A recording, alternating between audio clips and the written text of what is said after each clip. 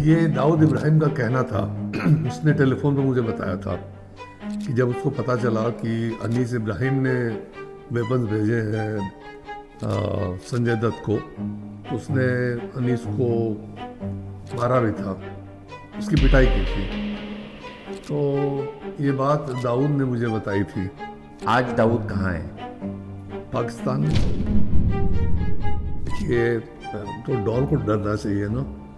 CBI के DIG से बात कर रहा है, कोई खेल थोड़ी है। तो गलती उसने की है, मैंने तो कोई गलती नहीं की है। टेरर एक्टिविटी उसने की है, तो मैं क्यों डरूं? तो डरता तो वो था। ऐसा है हमारे अराउंड है सर। हमेशा इंटरफेस था सीबीआई की तरफ से। एक हमारे पास सीक्रेट फ़ोन था जो कोई और उसको सुन नहीं सकता था, तो उससे बात हो रही थी। फोन आपको आया है दाऊद इब्राहिम का, आपने नहीं कराया? नहीं, मैंने नहीं किया, मनीष लाला ने उसको किया और फिर वो मुझसे बात कर रहा है। आप बताओ, क्या मैं बॉम्बे बॉम्ब ब्लास्ट में इन्वॉल्व हूँ? दुबई आया था और वो भाई को नहीं मिला। भाई मतलब दाऊद इब्राहिम को मिलने नहीं गया। वो इस फिल्म का हीरो नहीं बनेगा। इतनी सी बात पे? हाँ। और ये आईएसआई जो सेफ हाउसेस उनको दे रहे हैं, ये जानकारी इंडियन गवर्नमेंट को भी है, होती है, पाकिस्तानी गवर्नमेंट को भी है। बिल्कुल है। कोई कुछ करता क्यों नहीं है सर?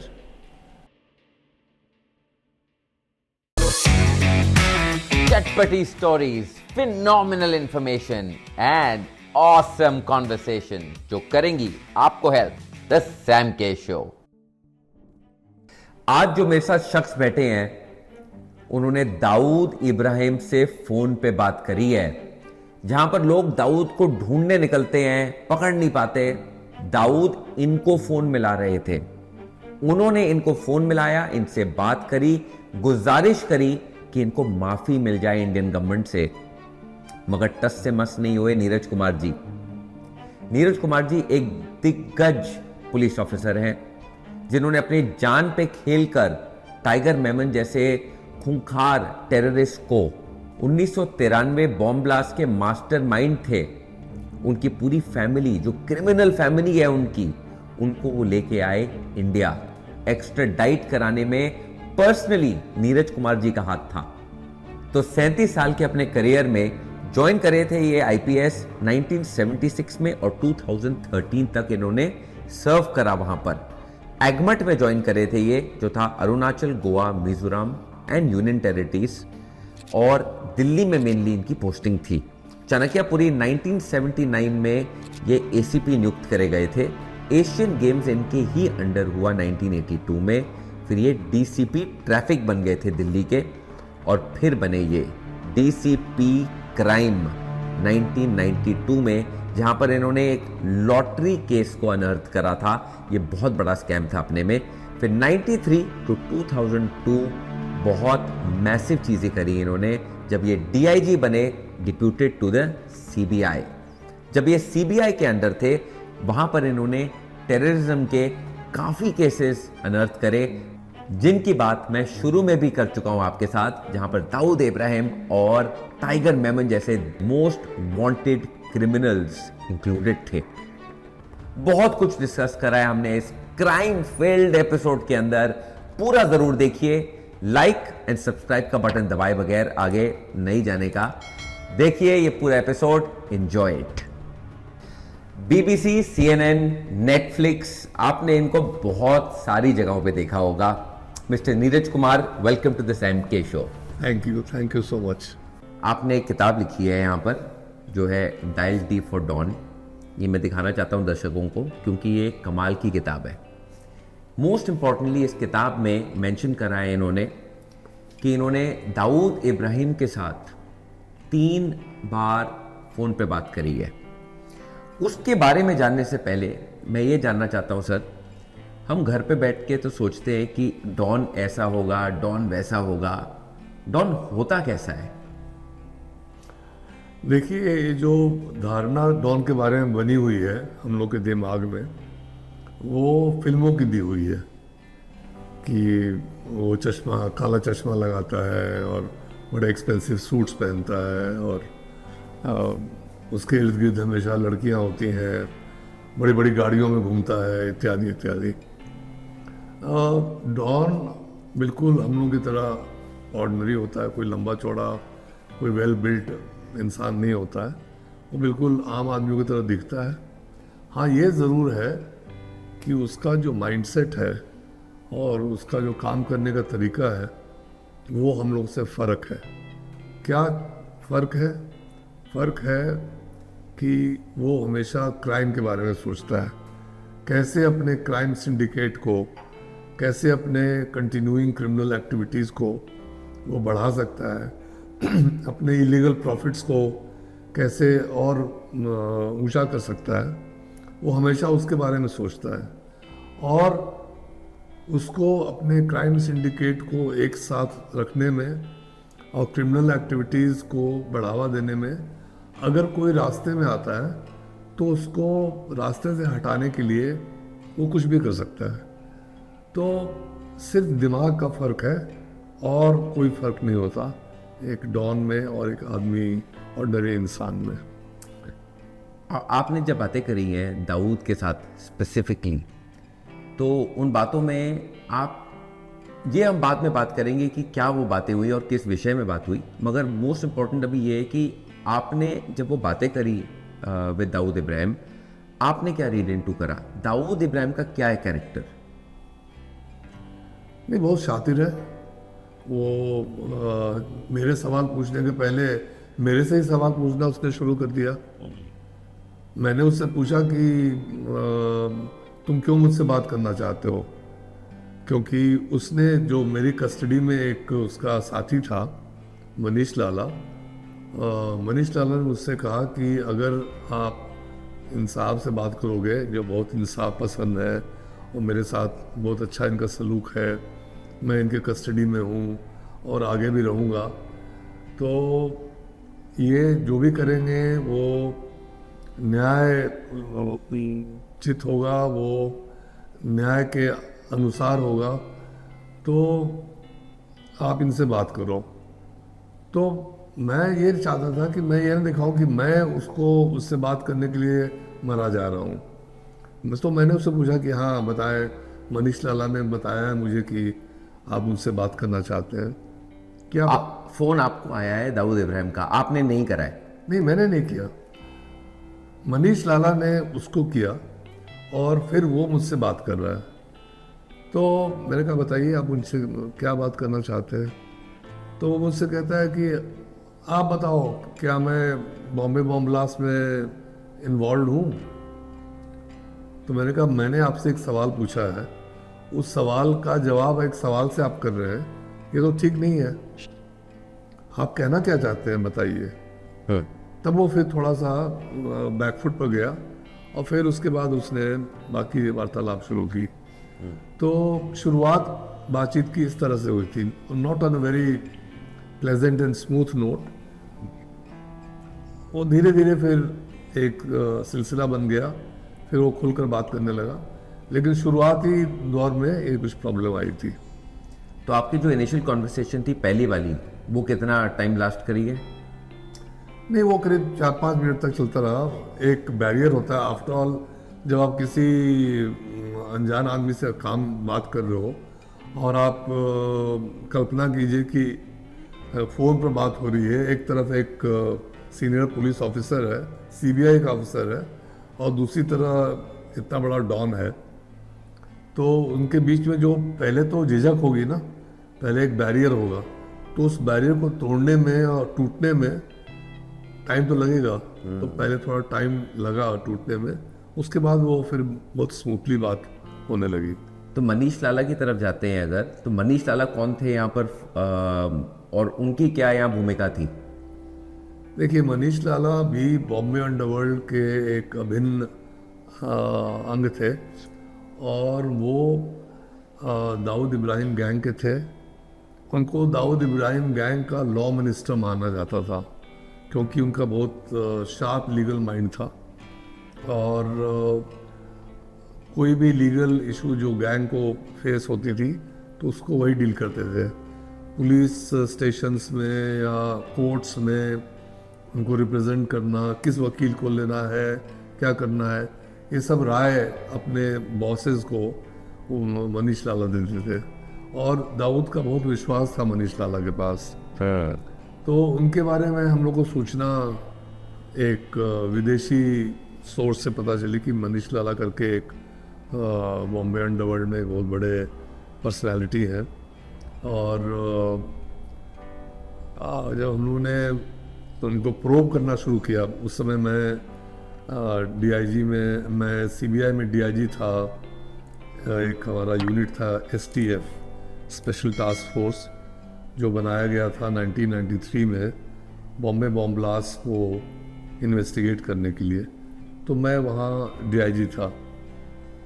तो चूँकि बॉम्बे अंडरवर्ल्ड से काफ़ी हम लोग का संपर्क था बॉम्बे बॉम्ब ब्लास्ट की वजह से, तो मेरी जानकारी थोड़ी मैंने उसको बढ़ाने की कोशिश की और एक साधारण तरीके से बढ़ती चली गई। तो उसी दौरान मुझे मनीष लाला के बारे में पता चला एक विदेशी सूत्र से। जब उसके बारे में मैंने बॉम्बे पुलिस में पता करने की कोशिश की तो बहुत ज़्यादा सूचना वहाँ से नहीं मिली। तो खैर धीरे धीरे पता चला कि मनीष लाला कौन है। जब मनीष लाला को ये बात पता चली कि मैं उसके बारे में इंक्वायर कर रहा हूँ, पूछताछ कर रहा हूँ, तब उसने मुझे फ़ोन किया। उस समय शायद वो सिंगापुर में था, यहाँ से भागा हुआ था। तो उसने पूछा कि आप मेरे खिलाफ क्या केस है, क्या मामला है, आप क्यों मेरे खिलाफ पूछताछ कर रहे हैं। तो मैंने कहा कि तुम पूछने वाले कौन होते हो, मैं क्यों कर रहा हूँ, ये मेरा काम है, मैं करूँगा। तब उसने कहा कि सर मैं खुद ही आ जाऊँगा, मैं अपने आप बॉम्बे पुलिस को सरेंडर करूँगा और जो भी केस है मैं उसको फेस करूँगा। और उसने सरेंडर किया, बॉम्बे पुलिस को सरेंडर किया, बॉम्बे पुलिस ने उसको गिरफ्तार किया। मैं उससे मिलने के लिए आर्थर रोड जेल में गया और वहाँ मैंने उससे बातचीत की। उसने कहा कि सर मैं आपके कस्टडी में आने को तैयार हूँ, आप सीबीआई कस्टडी में आप मुझे ले सकते हैं। जब आप मेरी कस्टडी मांगेंगे कोर्ट से तो मैं कोई आपत्ति नहीं करूँगा। तो फिर मैंने उसके लिए रिमांड लिया, एक अपने केस में रिमांड पर लिया। उसने वाकई आपत्ति नहीं जाहिर की। नहीं तो पूछ सकता था कि मेरा क्या रोल है उस केस में। एक्चुअली कोई रोल नहीं था, लेकिन हम लोग उससे बात करना चाहते थे दाऊद के बारे में, पूरे गैंग के बारे में। तो वो आ गया, हमारी कस्टडी में आ गया। तो फिर मैंने उससे पूछा कि बड़ी अजीब सी बात है कि तुम बिना किसी ऑब्जेक्शन के, बिना किसी आपत्ति के तुम हमारी कस्टडी में आ गए, ये कैसे हुआ। क्रिमिनल्स तो अमूमन आमतौर पर रेजिस्ट करते हैं, ऑब्जेक्ट करते हैं, और वो भी एक लोकल पुलिस की कस्टडी से आप सीबीआई की कस्टडी में जा रहे हो। तो उसने कहा सर नहीं, मैंने देखा कि जब मैं आपसे मिलने आया आर्थर रोड में सुपरिटेंडेंट के ऑफिस में, तो आपने मुझे कुर्सी पर बैठने को कहा, आपने मुझे कुर्सी दी, जो मेरे साथ कभी नहीं हुआ। मैं इतने सारे गवर्नमेंट ऑफिसेज में गया हूँ, पुलिस स्टेशन में गया हूँ, सीनियर ऑफिसर्स के कमरे में गया हूँ, कभी किसी ने मुझे बैठने को नहीं कहा। तो आपने मुझे बैठने को कहा तो मुझे लगा कि आप बहुत सज्जन हैं और आप मेरे साथ कोई ज़्यादती नहीं करेंगे, इसलिए मैंने सोचा कि मैं आपकी कस्टडी में आ जाऊं और जो भी मैं जानता हूं मैं आपको बता दूं। इस तरह से मैं आ गया। फिर उससे जब बहुत दिनों तक बात हुई मनीष लाला से, तो उसने कहा कि सर मुझसे दाऊद जो मेरे बॉस हैं वो कहा करते थे बॉम्बे बॉम्ब ब्लास्ट के बाद कि मैं भी अपने आप को सरेंडर करना चाहता हूं और अपने को इस केस से क्लियर करना चाहता हूं। तो अगर आप बात करेंगे उनसे तो शायद हो सकता है कि वो यहाँ आने पर राज़ी हो जाए। दाऊद इब्राहिम की बात कर रहे हैं, हाँ। वो आने को राजी हो जाए। हाँ। और इस समय वो कहाँ पर थे, दुबई में के थे कि पाकिस्तान में थे? नहीं, पाकिस्तान। दुबई में तो बॉम्बे बॉम्ब ब्लास्ट के समय ही वो भाग गए थे। पहले भागे थे बॉम्ब ब्लास्ट के कि बाद में भागे थे? नहीं, वो पहले ही चले गए थे। तो फिर उससे बात उसने फ़ोन किया मेरे ऑफिस के एक टेलीफोन से, सीक्रेट टेलीफोन से। मैं यही पूछने वाला था आपसे कि ये जो कॉल्स आती है, ये बर्नर फोन यूज हो रहे थे उन दिनों भी, बिकॉज उन दिनों मोबाइल वाला तो कोई सीन था नहीं। ये किस साल की बात कर रहे? ये 1994 की बात है। एक साल बाद। हाँ, बॉम्बे बमला से एक साल बाद। तो एक हमारे पास सीक्रेट फ़ोन था जो कोई और उसको सुन नहीं सकता था, तो उससे बात हो रही थी।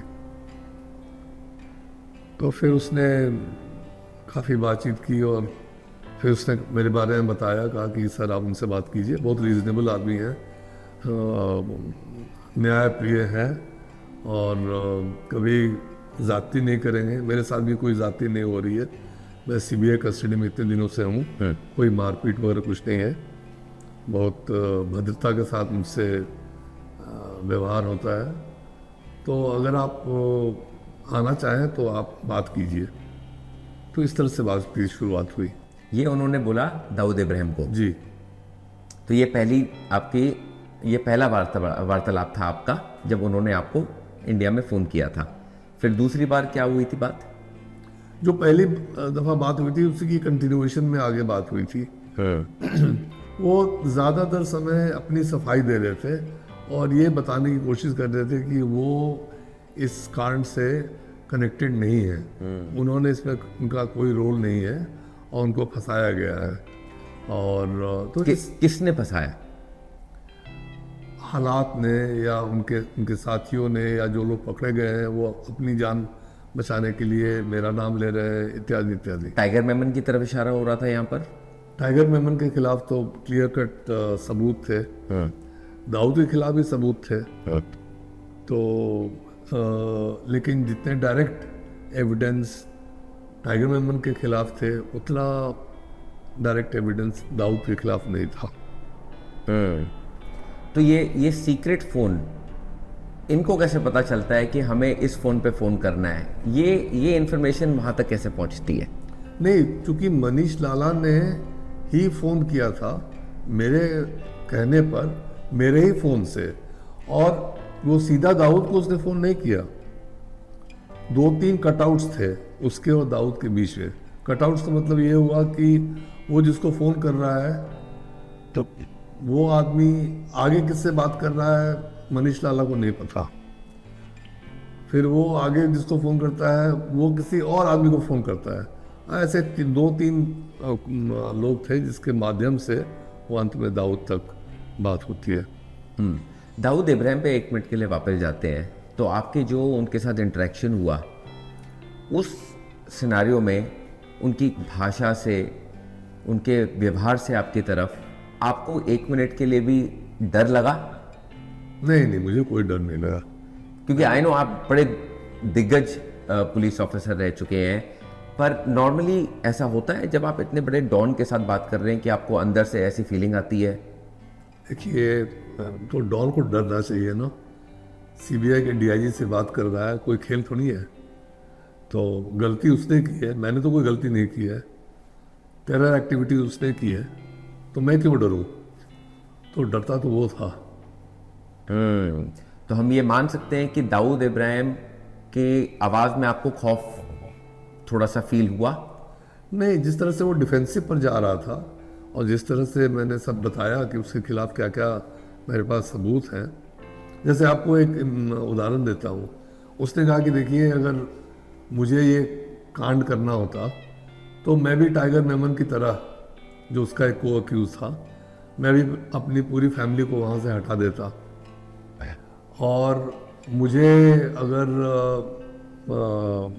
वेपन्स भेजने की ज़रूरत पड़ती, मुझे कोई ज़रूरत नहीं थी, क्योंकि मेरे बच्चों के पास, मेरे लड़कों के पास बहुत वेपन्स इंडिया में ऑलरेडी हैं।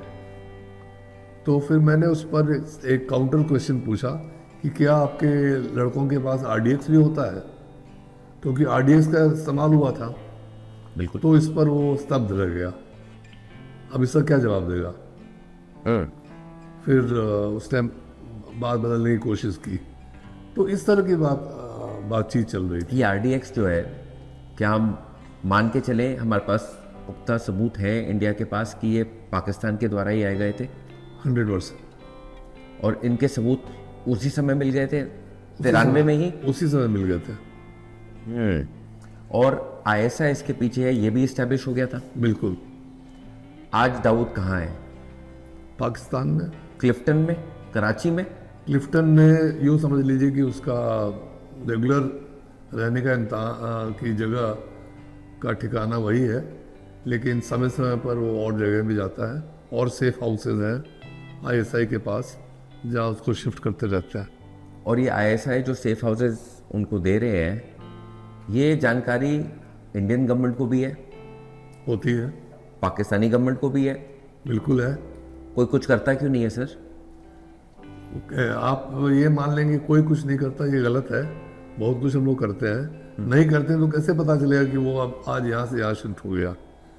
नज़र रखी जाती है, लेकिन उसके आगे कोई ओवर्ट ऑपरेशन करने की आदमी वहाँ एक धावा बोल के उसको पकड़ के ले आए, वो एक फॉरेन कंट्री है। सर हम भी तो, मगर ओसामा बिन लादेन को जैसे लाया गया था, हम भी तो एक मोस्ट वांटेड टेररिस्ट को घर वापसी एक्स्ट्राडाइट वहां से करके ला तो सकते हैं। देखिए आप अंदर की कहानी बताइए सर, क्यों नहीं हो रहा है सर? ओसामा बिन लादेन में और दाऊद इब्राहिम में पहली बात तो आसमान ज़मीन का फ़र्क है। उसके अलावा अगर आप कोई उस टाइप का ऑपरेशन बिल्कुल खुलेआम पूरी दुनिया के सामने करते हैं तो उसके पीछे बहुत ज़्यादा आप में एक मिलिट्री माइट, एक डिप्लोमेटिक माइट, एक यूएन के साथ भी एक चाहिए सब कुछ permissions। आपके बारे में एक वर्ल्ड में इमेज और तो अमेरिका वर्सेस पाकिस्तान और America versus Pakistan versus India में जो इक्वेशंस है, ये हमको और आपको मानना पड़ेगा कि उसमें फ़र्क है। हम उस तरह से जैसे वो धावा बोल गए, रातों रात हेलीकॉप्टर उनके इलाके में लैंड कर गए, अगर हम वैसा कुछ ट्राई करेंगे तो हो सकता है it might lead to war because it is attack on some other country sovereignty. तो क्या हम और वो भी एक न्यूक्लियर स्टेट है। हाँ, तो क्या हम वो रिस्क लेने को तैयार हैं? तो ये सब बहुत सारी चीज़ें हैं। तो सबको मद्देनज़र रखकर तभी कोई ऑपरेशन किया जा सकता है। आईएसआई हमारे अराउंड है सर, हमेशा हमेशा हमारे अराउंड आईएसआई आप कह रहे हैं। मैं दिल्ली, मुंबई, गुजरात कहीं पर भी हूँ, क्या वो किस फॉर्म में घूम रहे हैं हमारे अराउंड? क्या वो एक मतलब किसी के ड्राइवर हैं, किसी गवर्नमेंट के एम्प्लॉई हैं, ठेला चलाते हैं? क्या क्या विभिन्न रोल रूप में मिल सकते वो हैं? कुछ भी हो सकते हैं। स्लीपर सेल्स होते हैं। ये एक स्टैंडर्ड ऑपरेटिंग प्रोसीजर है इंटेलिजेंस एजेंसीज का कि वो अपने लोग वहाँ पर बिठा के रखते हैं, उनको स्लीपर सेल्स कहा जाता है। किसी समय में बहुत ज़्यादा स्लीपर सेल्स की संख्या थी, अब थोड़ी कम हो गई है। बहुत सारे स्लीपर सेल्स को समय समय पर बस्ट किया गया है, और लेकिन ये कहना कि वो बिल्कुल ही ख़त्म हो गया है वो ठीक नहीं होगा। अभी भी स्लीपर सेल्स हैं, सिंपथाइजर्स हैं, और वो हमारे बीच में ही होते हैं। प्रवेश कैसे करते हैं वो भारत में? नहीं, वो भारत के ही निवासी हो सकते हैं, भारतीय नेशनैलिटी के भी हो सकते हैं। ओह, कोई ज़रूरी नहीं कि वो पाकिस्तान से ही आके यहाँ पर स्लीपर सेल बनाएंगे। तो बहुत सारी संभावनाएं हैं। सर ये कांटेक्ट कैसे करते हैं वहाँ पर? मतलब मैं एक लेमैन की तरह, जैसे हमारी आम जनता है वो भी यही जानना चाहती है कि सतर्क रहने वाली बात भी है, मगर हमको ढूंढना मुश्किल आज है। क्या है, आज अगर आप किसी से पाकिस्तान में बात करना चाहें आप, तो कोई दिक्कत है क्या? आप व्हाट्सएप पर कर सकते हैं, which is very very difficult to intercept. आप मैसेजेस ट्विटर पर भेज सकते हैं, आप मैसेजेस इतने सारे सोशल मीडिया पर भेज सकते हैं। आप voice over internet VoIP protocol वाले चैनल से भेज सकते हैं। आजकल तो कम्युनिकेट करना बहुत ही आसान है, सर ईमेल पर कर सकते हैं। हाँ, तो और ऐसा मुमकिन नहीं है किसी भी देश के लिए कि एक एक इंटरैक्शन जो हमारे बीच में और किसी पाकिस्तानी के बीच में चल रहा है, हर कम्युनिकेशन को इंटरसेप्ट करना, उस पर नज़र रखना, ऐसी बात नहीं कि नहीं होता है, नज़र रखी जाती है, लेकिन इतना ज़्यादा उसका वॉल्यूम है कि इस सब बात पर नज़र रखना मुश्किल है। भारत भी यही कर रहा है, हमारे भी वहाँ पर स्लीपर सेल्स हैं पाकिस्तान में। ज़रूर होंगे, मैं तो अनुमान ही लगा सकता हूँ। मैंने कोई ऐसी एजेंसी के साथ काम नहीं किया है जो स्लीपर सेल्स वहाँ प्लान करती है, तो मैं अथॉरिटेटिव वे में नहीं कह सकता, लेकिन करती होगी, ज़रूर करती होगी। क्योंकि सर आपके नेटफ्लिक्स पे भी क्रिकेट पे प्रोग्राम आए थे, हमने देखा था कॉट आउट, वहाँ पर हांसी क्रोने की जो स्टोरी है, आपने कुछ पर्सनली कभी इंटरपोल या किन्हीं और एजेंसीज के साथ काम करा है? बहुत ज़्यादा। इंटरपोल का आपने नाम लिया, इंटरपोल का तो एक समय में मैं दिल्ली में, मैं उस समय CBI में था, तो मैं एक इंटरफेस था इंटरपोल के लिए CBI की तरफ से। और यहाँ पर एक वर्ल्ड कॉन्फ्रेंस हुई थी 1997 में, वर्ल्ड इंटरपोल कॉन्फ्रेंस, उसका मैं कॉन्फ्रेंस सेक्रेटरी था। कई दफ़ा मैं इंटरपोल हेडक्वार्टर्स जा चुका हूँ। इंटरपोल के ऑफिसर आज तक मेरे संपर्क में है, तो क्योंकि उस समय मेरे दोस्त बन गए थे, तो वो तो इंटरपोल के साथ मेरा बहुत कुछ लेना देना था किसी ज़माने में। और उनके नेटवर्क भी ऑल ओवर द वर्ल्ड फैले होते हैं। बिल्कुल। कुछ इंटरपोल के बारे में बताइए जो दुनिया को ना पता हो यहाँ पर। देखिए, एक बात तो, एक मिसकंसेप्शन है कि इंटरपोल के लोग कहीं भी जाके कहीं भी रेड कर सकते हैं, कहीं भी। इंटरपोल के पास पुलिस पावर्स कुछ नहीं है। Interpol is like a clearing office. That means, मान लीजिए दिल्ली की पुलिस एक कोई सूचना देना चाहती है साउथ अफ्रीका के पुलिस को या किसी भी देश के या सारे मुल्कों को एक साथ, तो वो इंटरपोल के थ्रू भेज सकती है। आपने सुना होगा इंटरपोल रेड कॉर्नर नोटिस।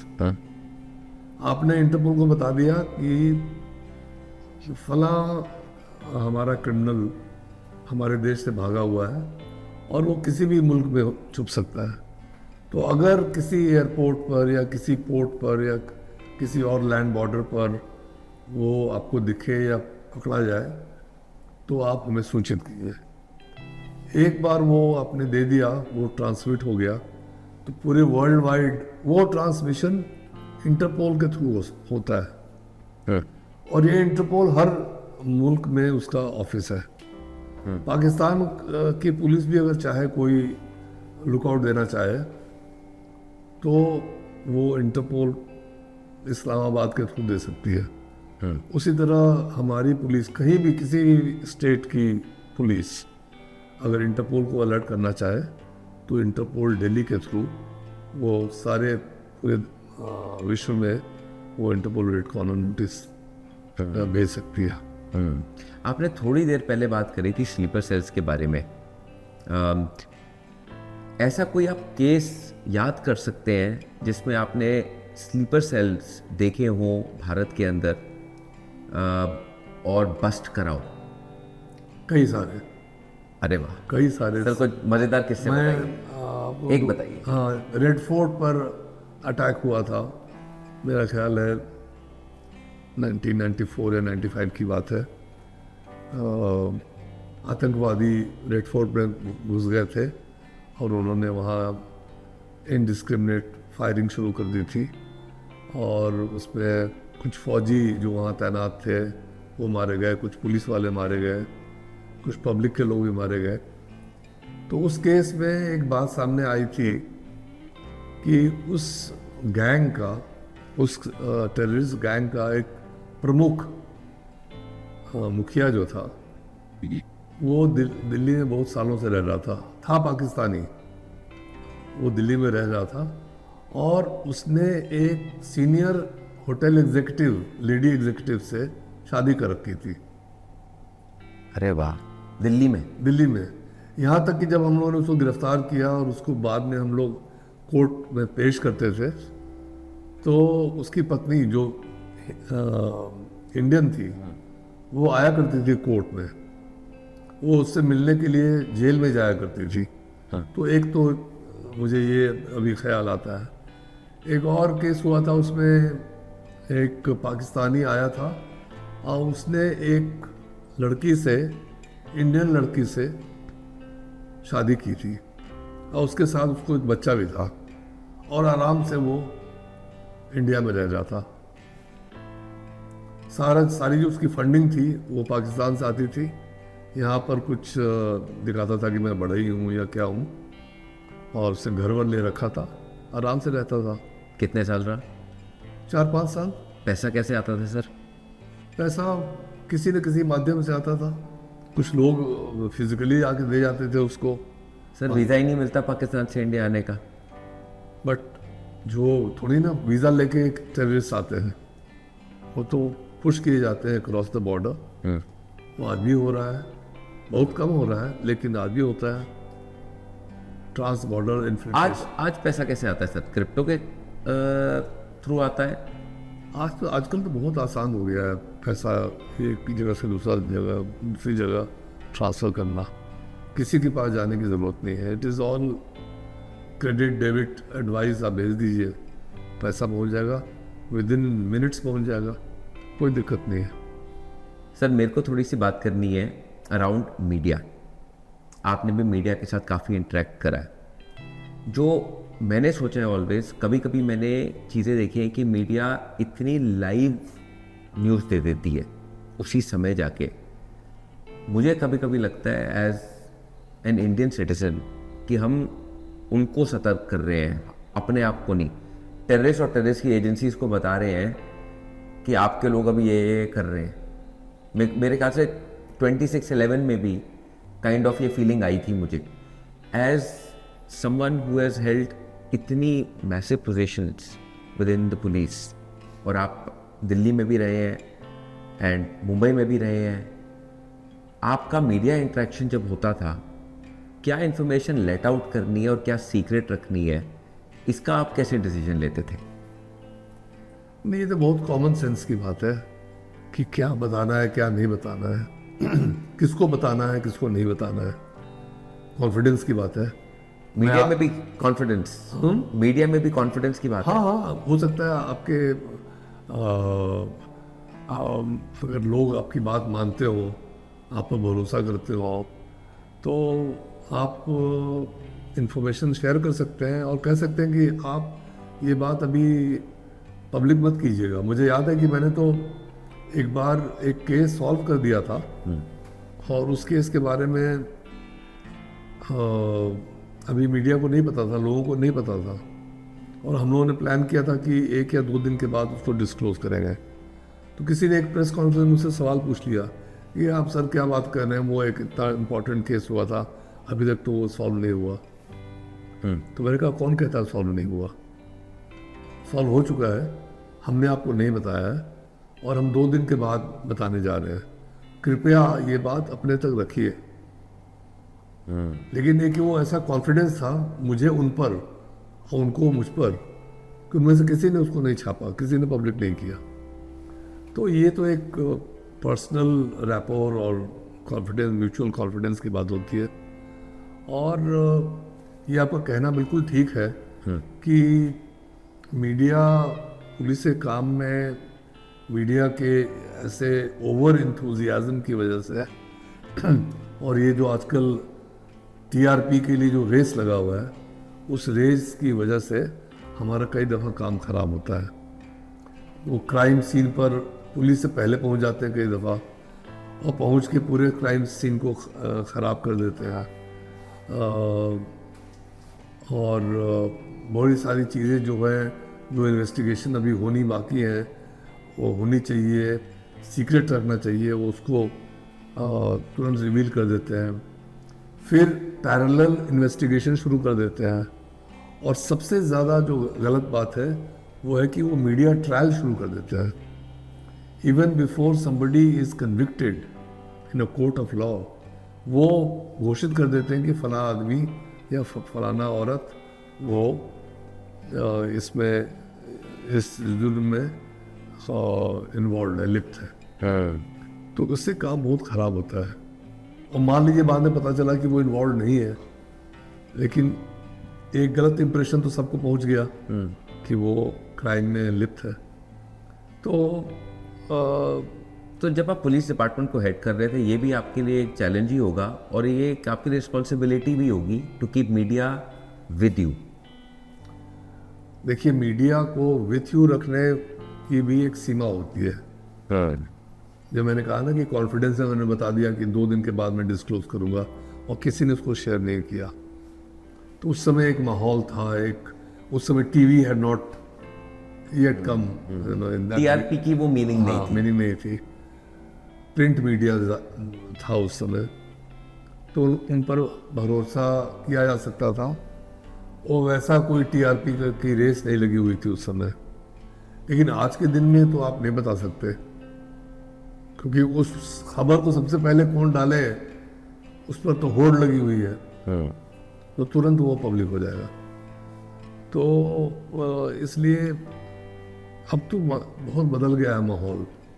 हम लोग जब सर्विस में शुरू में आए थे, मैं एक ज़िले का जब पुलिस प्रमुख था, साउथ डिस्ट्रिक्ट का मैं डीसीपी था 89 टू 92।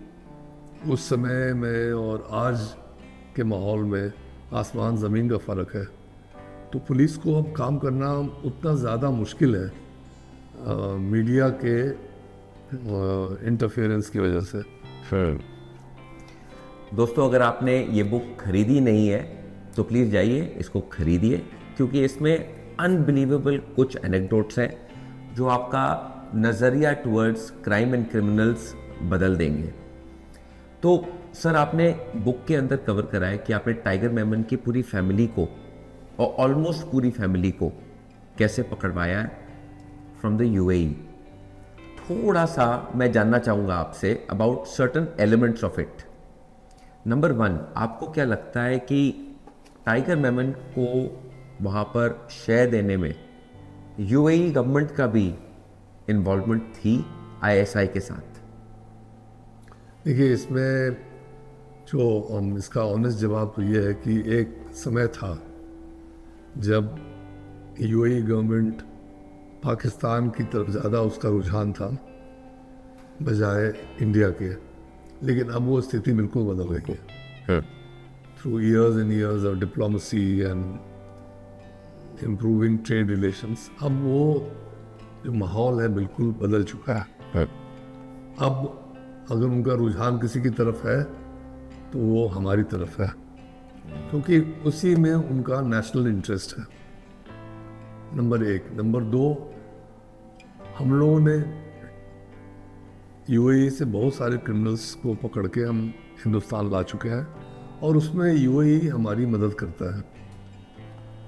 लेकिन इन दोनों फेजेस के बीच में एक ऐसा भी फेज था जब वो बहुत ही एम्बिवेलेंट थे, कि जब वो ना तो पाकिस्तान के फेवर में थे ना वो हमारी फेवर में थे, वो कहीं बीच में थे।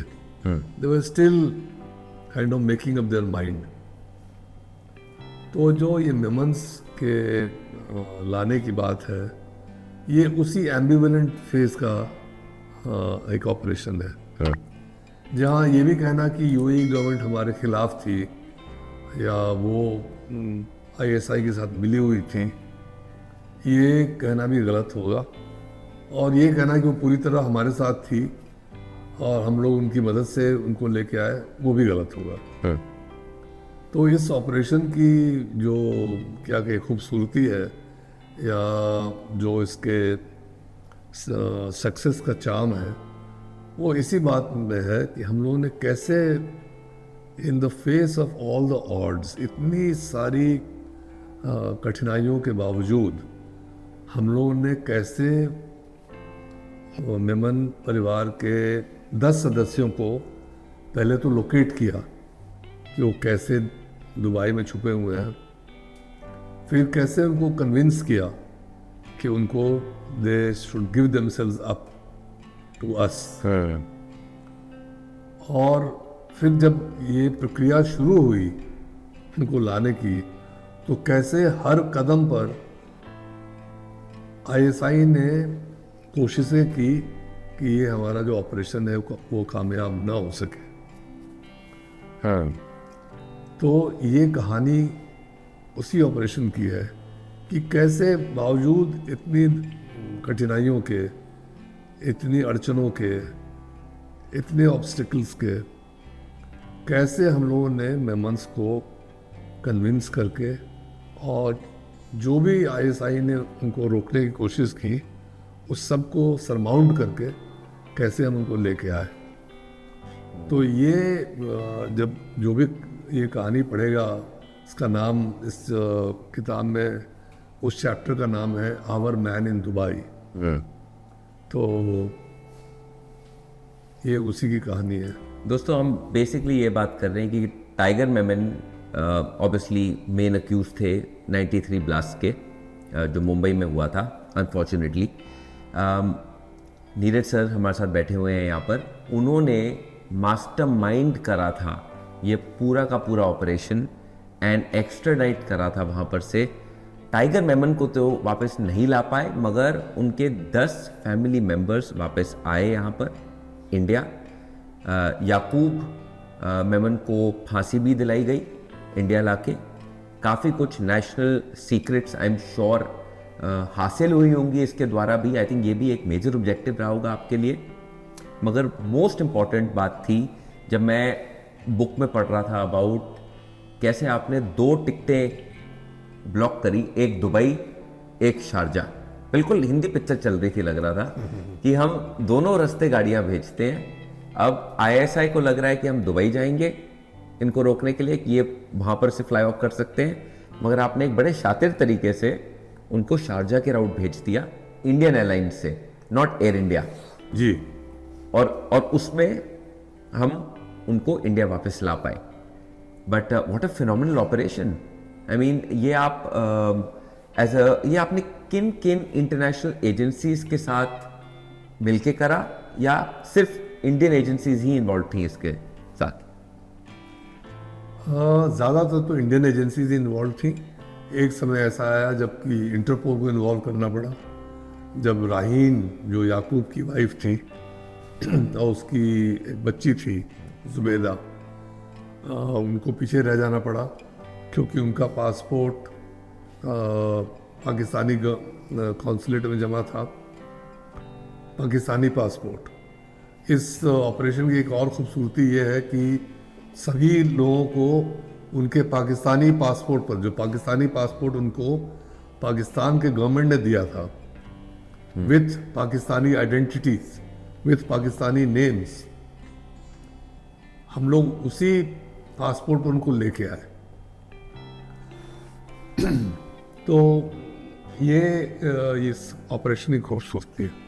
थोड़ा वापस जाएंगे और दाऊद इब्राहिम पे बात करेंगे, क्योंकि मुझे भी बहुत ज़्यादा इंटरेस्ट है, क्योंकि मैंने जब सुना कि अनीस इब्राहिम ने actually guns and explosive material भिजवाया था संजय दत्त को, जिसके वजह से वो इम्प्लिकेट भी हुए थे अंडर टाडा। इसमें कितनी सच्चाई है? क्योंकि सुनने में ये भी आ रहा है कि अनीस और दाऊद में काफ़ी झड़प हुई इसको लेके कि उन्होंने संजय दत्त के घर पे एम्यूनिशन क्यों छोड़ दी। ये दाऊद इब्राहिम का कहना था। उसने टेलीफोन पर मुझे बताया था कि जब उसको पता चला कि अनीस इब्राहिम ने वेपन्स भेजे हैं संजय दत्त को, तो उसने अनीस को मारा भी था, उसकी पिटाई की थी। तो ये बात दाऊद ने मुझे बताई थी। अब इसके पीछे कितनी सच्चाई है कितनी सच्चाई नहीं है ये कहना मुश्किल है, क्योंकि संजय दत्त ने तो ये कभी नहीं कबूला कि मुझे अनीस इब्राहिम ने वेपन्स भेजे हैं। तो ये दाऊद इब्राहिम का कहना था जब वो मेरे से टेलीफोन पर बात कर रहा था। बेसिकली वो चाह रहा था मेरा ट्रस्ट जीतने के लिए कि देखिए मैं अपने ब्रदर को इम्प्लिकेट कर रहा हूँ, मैं आप पर कितना ट्रस्ट कर रहा हूँ, मैं अपने ब्रदर के रिस्क पर आपको ये सीक्रेट बता रहा हूँ। तो इस टाइप की बात हुई थी। बॉलीवुड पे वैसे कितना प्रभाव था दाऊद का उस समय? बहुत ज़्यादा। सही बात है कि वो सब फंड करते थे, सारी पिक्चरों में उनका ही पैसा जा रहा था। सारी फिल्मों में नहीं, लेकिन देखिए, शोबिज़, कहीं का भी शोबिज़ हो, उसमें काले धन का एक बहुत बड़ा रोल होता है, क्योंकि जितना पैसा लगता है एक फिल्म के प्रोडक्शन में, वो सब वाइट मनी नहीं हो सकता। आप कह रहे हैं अभी भी? अभी भी ये तो बहुत ये थोड़ी शॉकिंग बात है मेरे लिए सुनने के लिए, बिकॉज मैंने सोचा क्लीन हो गई है इंडस्ट्री। नहीं, कंपैरेटिवली क्लीन हो गई है। ओह। लेकिन जब पैसा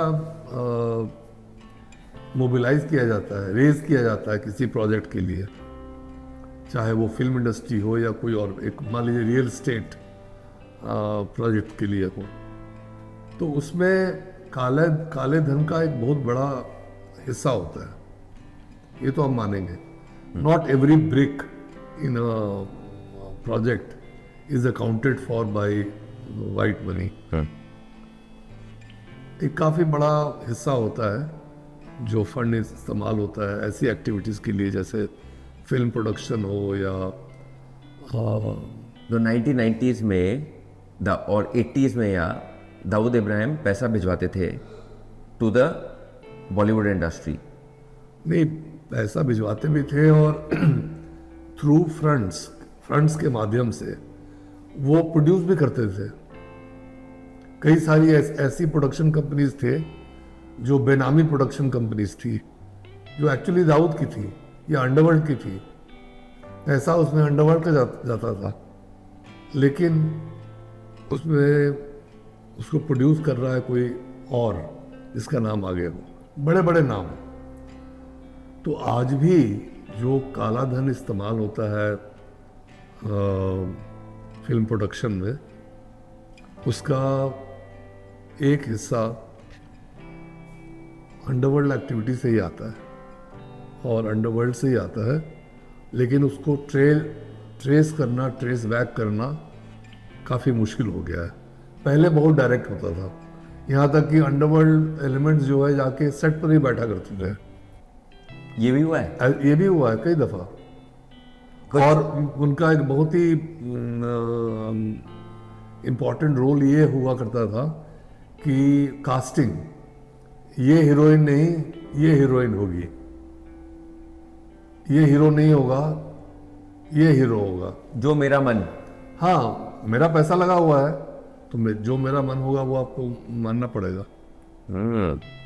ये फलाना स्टार दुबई आया था और वो भाई को नहीं मिला, भाई मतलब दाऊद इब्राहिम को मिलने नहीं गया, वो इस फिल्म का हीरो नहीं बनेगा। इतनी सी बात पे? हाँ, किसी और को लगाओ। ईगो है। हाँ, ईगो है। दाऊद इब्राहिम बात करने में बिल्कुल ईगोइस्टिक आदमी थे। नहीं, वो इगोइस्टिक नहीं थे, लेकिन उन लोगों का दबदबा तो चलता था, भाई मेरा पैसा लग रहा है तो मैं अपनी चलाऊंगा ना, सीधी सी बात है। तो चलाते थे, किसी ज़माने में बहुत ज़्यादा चलाते थे क्योंकि पैसा बहुत ज़्यादा लगा होता था। Virtually they were the producers. भी धीरे धीरे करके काफ़ी कम हो गया, अब तो बहुत ही कम है।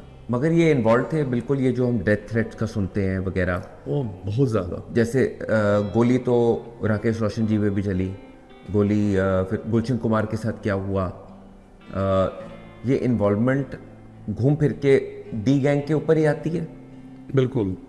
और ये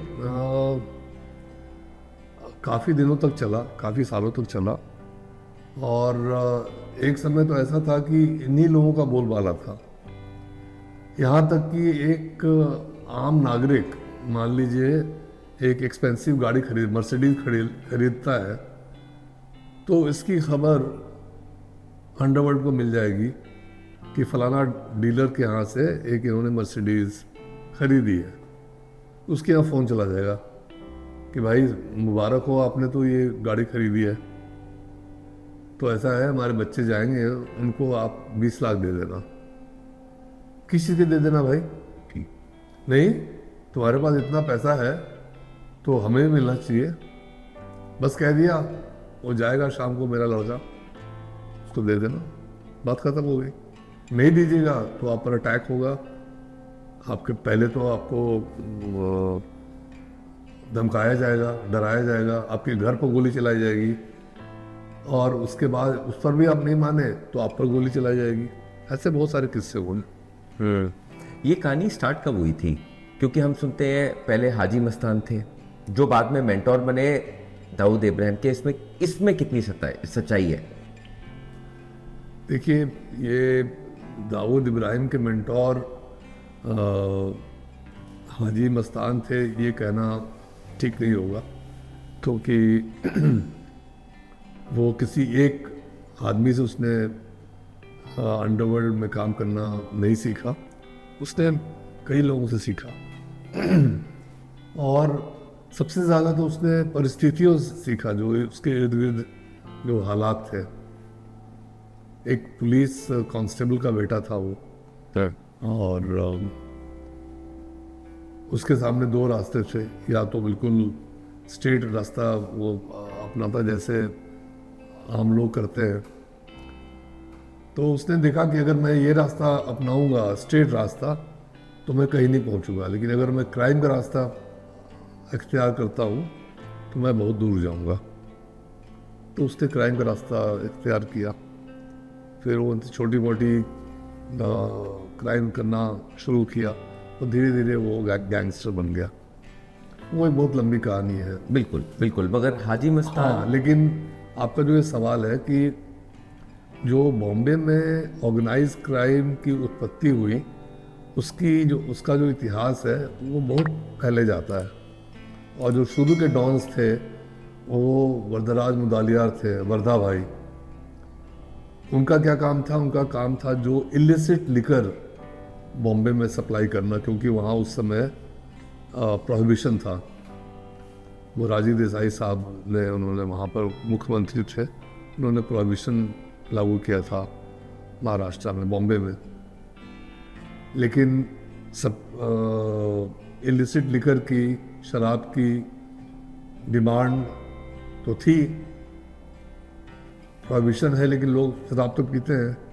तो उस शराब का इंतज़ाम करने, उस नीड को मीट करने के लिए एक गैंग खड़ा हुआ, और वो गैंग जो है वो वरदराज मुदालियार का था, वर्धा भाई का, जो तमिलनाडु से आए थे एज एन ऑर्डिनरी पोर्टर।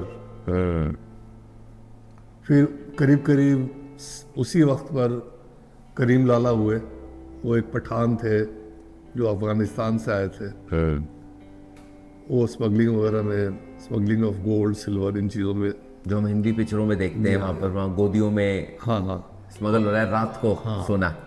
और करीब करीब उसी समय हाजी मस्तान भी थे। तो ये तीन डॉन्स थे उस समय के, उस जनरेशन के। और ठीक उसके तुरंत बाद ये दाऊद इब्राहिम का गैंग शुरू होता है। तो दाऊद ने जो कहता है काम सीखा, वो एक खालिद पहलवान करके एक गैंगस्टर थे, उनसे सीखा। तो अगर एक्चुअली कहा जाए तो मेंटोर वो थे। लेकिन जो क्रिमिनल ऑर्गेनाइज क्राइम या जो गैंग एक्टिविटीज़ की जो बुनियादी चीज़ें हैं वो वही रहती हैं। कोई एक इलिसिट डिमांड हो शहर में या मुल्क में, उस इलिसिट डिमांड को इलिसिट तरीके से, गलत तरीके से, अवैध तरीके से कैसे उस डिमांड को पूरा किया जाए ऑन ए कंटिन्यूअस बेसिस। शराब की ज़रूरत आज की ज़रूरत सिर्फ नहीं है, वो कल भी थी और कल भी रहेगी, आने वाले कल भी रहेगी। तो वो कंटिन्यूअस उसका डिमांड है। उस डिमांड को कैसे मीट किया जाए, उसके लिए गैंग्स खड़े होते हैं। फिर उन गैंग्स में आपस में राइवलरी होती है, आपस में फाइट्स होते हैं, फिर इंटरनेसाइन गैंग वॉरफेयर होता है, इत्यादि इत्यादि।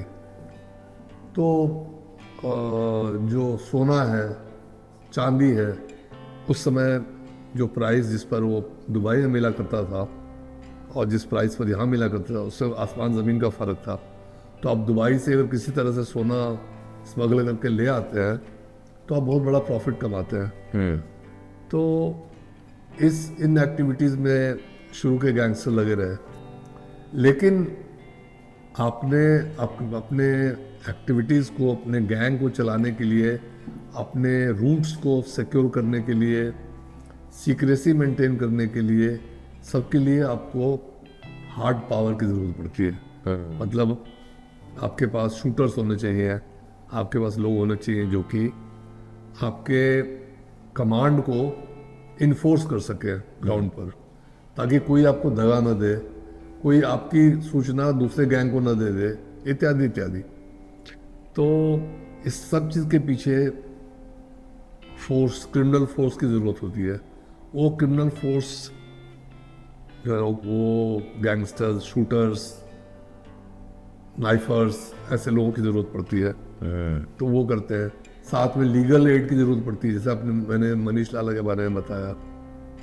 साथ में you need to compromise police officers, you need to compromise customs officers, you need to compromise जजेस and so on and so forth. बहुत बड़ा नेटवर्क, बहुत बड़ा network. That is why it is called organised crime, that is why it is called a gang. D company, हाँ, D company, it's like a company, it's almost run like इन्होंने corporatise कर दिया। Corporatise. हमारा एक defence minister है, हमारा एक information minister है, हमारा एक लॉ मिनिस्टर है, हमारा एक ऑपरेशन मिनिस्टर है, जिसका काम है सोना लाना, उसको उतारना, उसको वहाँ से ले जाके गोदाम में रखना, गोदाम से फिर आगे डिस्ट्रीब्यूट करना। तो it's a major activity, logistic activities. So there are ministers for logistics who are heads of it. So it's like that. It's a very well organized racket. On a personal note, मैं आपसे पूछना चाहता हूँ, आपने कभी किसी gangster को खुद शूट करा है? नहीं, मैंने किसी गैंगस्टर को शूट नहीं किया। जो भी शूटिंग मैंने की है अपने पुलिस करियर में, वो अनरूली मॉब्स, 1984 राइट्स के समय मैंने शूटिंग किया है। फिर कुछ मंडल राइट्स के समय शूटिंग की है। मैंने किसी गैंगस्टर को या किसी क्रिमिनल को पर्सनली शूट नहीं किया। जितना आपका बॉडी ऑफ वर्क रहा है, उसके बाद आप डीजी ऑफ प्रिजन्स बने थे, तिहाड़ जेल। तो द फैक्ट दैट आप वहाँ पर थे, आपने क्रिमिनल्स को बहुत करीबी तौर से देखा है पकड़े जाने के बाद भी। उसमें से would you like to share anything कि वहाँ से क्या आप भी, हम हर रोज़ सीख रहे होते हैं, आपको क्या एक नई सीख मिली थी उन क्रिमिनल से डील करके? और क्या हमारा जो सिस्टम है वो एक क्रिमिनल को क्या बेहतर इंसान बना रहा है कि वो क्रिमिनल से बदतर क्रिमिनल ही बन रहा है आज की डेट में? देखिए, हकीकत तो ये है, और मुझे ये कहने में बिल्कुल भी हिचक नहीं है, कि हमारा जो जेल सिस्टम, हमारे जो जेल्स हैं, वहाँ पर ज़्यादातर क्रिमिनल्स और भी हार्डन क्रिमिनल्स बनते हैं। वो इसलिए कि वो और लोगों से मिलते, और क्रिमिनल के साथ मिलते हैं, उनकी वहीं पर गुटबंदी होती है, वहाँ पर उनके गैंग्स बनते हैं, एक दूसरे से सीखते हैं, फिर जब छूट के बाहर आते हैं तो फिर मिलते हैं, फिर और क्राइम्स मिल के करते हैं। टेररिस्ट भी ऐसे ही बने हैं। मैंने आफ्ताब अंसारी की एक कहानी लिखी है, जो अंदर गया तो केवल किडनैपर और रॉबर था, लेकिन अंदर जाके वो जिहादी बन गया। कुछ ऐसे लोगों से मिला जिसने उसको ब्रेन वॉश कर दिया। ये तो जेल में ही हुआ था? जेल में ही हुआ था। कौन सा जेल था ये? तिहाड़ जेल। तिहाड़ भाई। तो ये हमारी जेल्स में जिस तरह का रिफॉर्मेशन वर्क होना चाहिए वो उस लेवल का नहीं होता। जब एक वहाँ पर क्रिमिनल जाता है जुडिशल कस्टडी में, उसको कहाँ रखा जाए, किसके साथ उसको मिक्स करने दिया जाए, फिर अगर वो वहाँ से शिफ्ट होता है तो फिर कहाँ जाए, तो बहुत ज़्यादा माइन्यूटली जेल अथॉरिटीज़ वो नहीं कर पाते। मान लीजिए कि आज दिल्ली के चीफ मिनिस्टर साहब गिरफ्तार होकर गए हैं, तो वो कहाँ रखे जाएंगे उस पर तो हम बहुत ध्यान देंगे कि ऐसी जगह ना रखे जाएं जहाँ पर कोई और उनको उन पर अटैक कर दे, कोई और उनको मार दे। लेकिन एक आम क्रिमिनल इसके बारे में कोई नहीं जानता है, एक पिक पॉकेट है या कोई छोटा मोटा रॉबर है या कुछ है, वो वहाँ जाता है तो किसके पास इतनी फुर्सत है कि वो देखा जाए उसको किस वार्ड में डालना है, कहाँ डालना है। अंडर ट्रायल प्रिजनर्स का एक जेल है, उसको वहाँ डाल दिया गया। वहाँ वो किससे मिल रहा है, क्या बातें हो रही है, क्या इन चीज़ों पर तो कोई नज़र रखता नहीं है, मुमकिन भी नहीं है। तो उसमें वो ज़्यादा ब्रूटलाइज होते हैं, ज़्यादा क्रिमिनलाइज होते हैं, उनके गैंग्स बनते हैं इत्यादि। और ये सिर्फ इंडिया में नहीं है, पूरे विश्व में है। तो जेल की जो हम पिक्चर देखते हैं, पिक्चरों में तो दिखाया जाता है कि जेल्स में बिल्कुल ही रहने लायक नहीं है जेल्स। मतलब वहाँ पर दिखाते हैं कोई पंखा भी नहीं है, कोई पंखा तो छोड़िए बिस्तर नहीं है, ज़मीन पे सोते हैं, बाथरूम 40 लोग शेयर करते हैं। हमने पिक्चरें देखी जैसे संजू आई थी अभी लेटली कि उनको तो एक सॉलिटरी कन्फाइनमेंट में डाला जहाँ पर कुछ भी फैसिलिटी नहीं थी, डार्क था बस। ये रियलिटियाँ हैं। ये रियलिटी है भी और नहीं भी है। कई जगह हमारे देश में तो काफ़ी सुधार हुआ है, फिर भी कई जगह जो स्थिति है वो इससे भी बदतर है जितना कि आप बता रहे हैं। और कई जगह ऐसी है जैसे तिहाड़ जेल का मैंने देखा है, मैंने और जेल्स भी देखे हैं और जगहों के भी। तो कई जगह जेल्स में रिफॉर्मेशन का काम होता है, लेकिन मेरी ये धारणा है कि जिस स्तर पर होना चाहिए और जो सुधार हमारी जेलों में लाने चाहिए अभी उस सब नहीं आ पाए हैं और बहुत ज़रूरत है। तो जो सुविधाएं देखी गई हैं, संजू के साथ जो हुआ था जेल में, उनको अलग रखा गया था, सॉलिटरी कन्फाइनमेंट, खाने पीने की सुविधा ढंग की नहीं है, थालियों में ऐसी चीज़ें मिल रही हैं, ये रियल है? और फिर मुझे यही कहना पड़ेगा कि कई जगह ये रियल है, कई जगह सिचुएशन इससे भी ख़राब हो सकती है। तो अमूमन जब आप जेल में जाते हैं तो आपको वैसी सुविधाएं तो नहीं मिल सकती जैसा आपको अपने घर में मिलता है, कि आपको अटैच बाथरूम हो और आपको फर्स्ट क्लास एक डनलप का बेड हो और इत्यादि इत्यादि। आपको कुछ कठिनाइयाँ तो झेलनी पड़ेंगी, लेकिन हाँ, इनह्यूमन नहीं होना चाहिए और जानबूझ के ऐसी स्थिति नहीं पैदा करनी चाहिए कि जो वहाँ स्थिति हो वो एक पनिशमेंट के तौर पर आपको रखा जाए। क्योंकि अगर वहाँ माहौल ठीक रहेगा, बेसिक फैसिलिटीज़ अगर आपको दी जाएंगी, तो हो सकता है कि रिफॉर्मेशन का जो काम है, जो आपको रिफॉर्म करने के लिए जो वहाँ एक्टिविटीज चल रही हैं, वो ज़्यादा सफल होंगी। तो अगर रिफॉर्मेशन करना है तो उसके लिए जो सबसे पहली बात है कि उनको उनके जो रहने की जो सुविधाएं हैं, उनका जो खाना पीना ये सब है, इसको इम्प्रूव करना पड़ेगा। चलिए, एक चेकलिस्ट है मेरी जो मेरे अभी दिमाग में आई है, मैं आपसे पूछना चाहता हूँ। क्विक शॉर्ट आंसर्स चाहिए मुझे। कितनी मील्स मिलती हैं एक कैदी को जेल में प्रतिदिन? 2।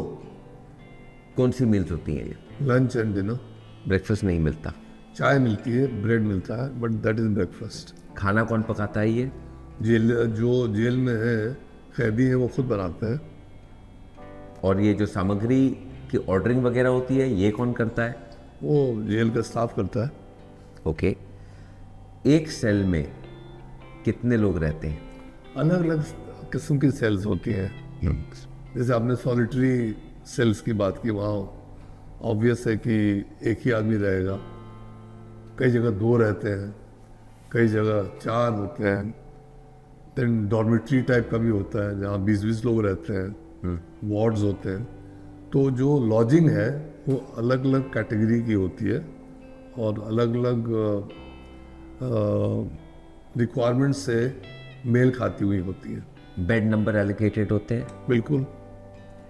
और जो इनको सिखाया जाता है इनको ऑफ टाइम मिलता है कि कोई आर्ट, रिक्रिएशन, स्पोर्ट कुछ इस टाइप का करने के लिए तिहाड़ जेल में?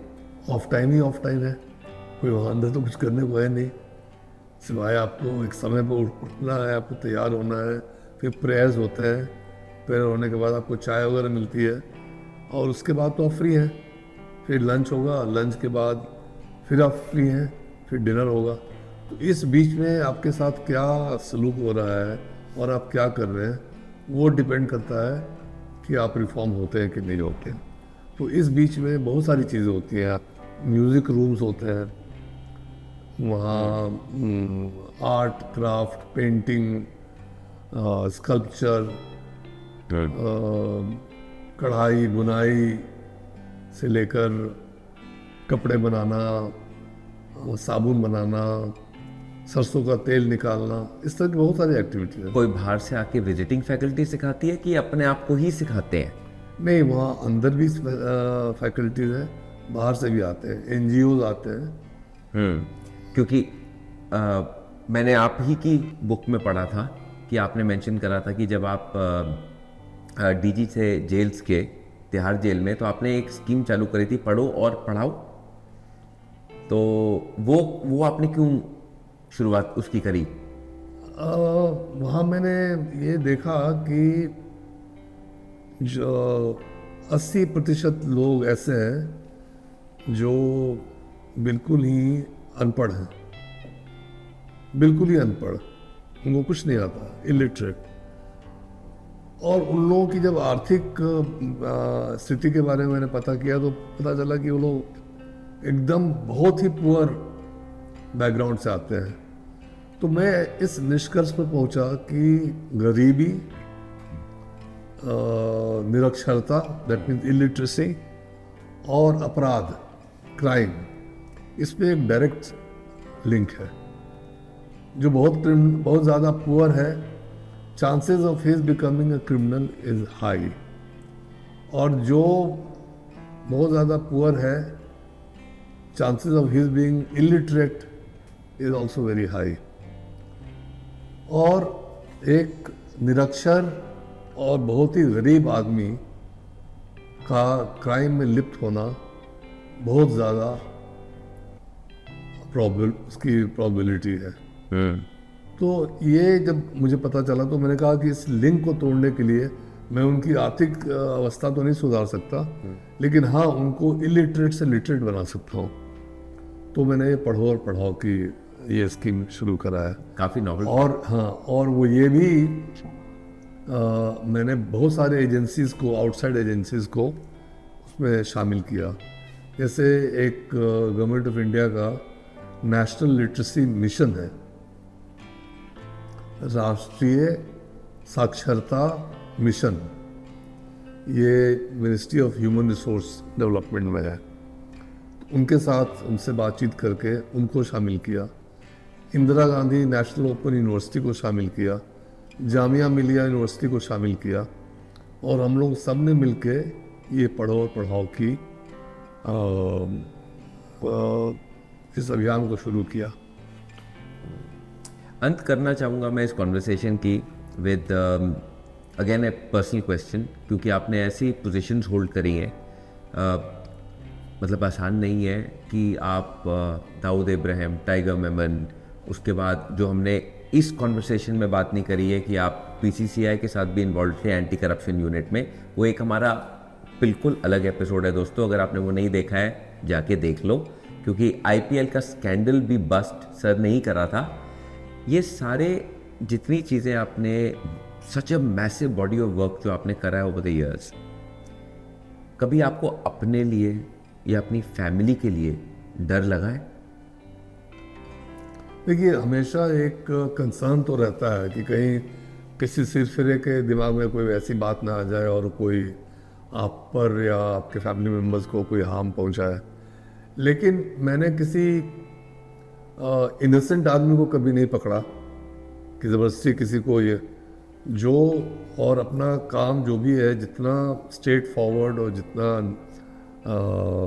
न्यायपूर्ण हो सकता था वैसा रखा। तो अगर आप ऐसा करते हैं तो कोई आपसे पर्सनल दुश्मनी नहीं लेता। सबको मालूम है कि आप काम कर रहे हैं अपना, तो लेकिन कहीं दिमाग में तो ये बात रहती है कि आपको अलर्ट रहना चाहिए, आपको अपनी फैमिली के मेम्बर्स को अलर्ट रहना चाहिए अपनी सुरक्षा के बारे में। लेकिन उस डर की वजह से मैंने कोई काम नहीं किया हो, या किसी क्रिमिनल को छोड़ दिया हो, या किसी क्रिमिनल को नहीं पकड़ा हो, ऐसा नहीं है। सर आपसे मैं ये भी पूछना चाहता हूँ कि कोलैटरल डैमेज होता है जब आप कोई एक ऑपरेशन कंडक्ट कर रहे हैं, बेटरमेंट के लिए कर रहे हैं, कंट्री के लिए कर रहे हैं, जस्टिफाइबल है, मगर साथ में एक कोलैटरल डैमेज का चांस होता है। इसका मतलब है एक इनोसेंट व्यक्ति की इंजरी या उसकी जान भी जा सकती है। पुलिस डिपार्टमेंट या लॉ एनफोर्समेंट एजेंसीज उसको अंदर से कैसे व्यू करते हैं? नहीं, वो लैटरल डैमेज को प्रिवेंट करने के लिए वो हर भरसक कदम उठाते हैं। लेकिन आप देखिए, एक बहुत बड़ी भीड़ है, हुजूम है, वो आमदा है आप पर अटैक करने के लिए या पब्लिक प्रॉपर्टी को डैमेज करने के लिए। आप उनको कंट्रोल कर रहे हैं।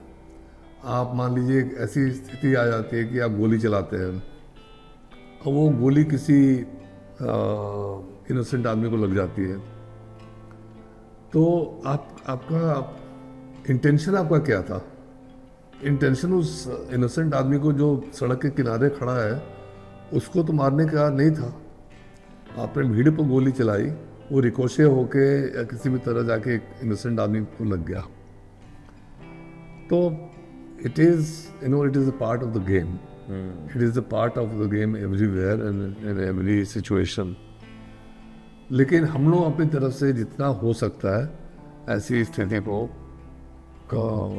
प्रिवेंट करने के लिए कोशिश करता है। पुलिस के विरोध जाता है ये in terms of not just public sentiment, क्योंकि पब्लिक सेंटिमेंट तो ऑब्वियसली विरोध जाएगा ही जाएगा, मगर इन टर्म्स ऑफ देखिए कितना मुश्किल भी है हम अगर हम समझें कि आप कर तो रहे हैं जनहित में ये, मगर ये आपके अगेंस्ट भी जाता है। मगर पब्लिक सेंटिमेंट को एज ए साइड अगर एक साइड करते हैं तो लॉ लीगली आप पे क्या केस चल सकता है एज अ पुलिसमैन अगर आप कोलैटरल डैमेज कर देते हैं without wanting to do it? वो बिल्कुल चलता है। अभी हाल ही में आपने सुना होगा कि एक पुलिस ऑफिसर को लाइफ सेंटेंस मिला है बॉम्बे में। बिल्कुल। तो उसने जब उस बदमाश को या किसी को मारा था तो उसने अपने फायदे के लिए नहीं मारा था ना, लेकिन चूंकि उसने over exceeded his authority and he killed him in what is called a false encounter, तो वो तो न लॉ बर्दाश्त कर सकती है न सिस्टम बर्दाश्त कर सकता है, और फिर ऐसा आप करते हैं तो आपको प्राइस पे करना पड़ता है। Now he is been sentenced to life and not only he, I think along with him 12 others. तो ऐसी स्थिति अक्सर आती है। पंजाब में जब टेररिज्म हुआ था, पंजाब पुलिस के कई अफसरों को प्रोसिक्यूशन फेस करना पड़ा। दिल्ली में भी ऐसा कई दफ़ा हो चुका है। सुंदर मर्डर कांड आपके शायद पैदा होने के पहले की बात है। यहाँ पर एक सुंदर डाकू हुआ करता था, उसको मारा गया था। तो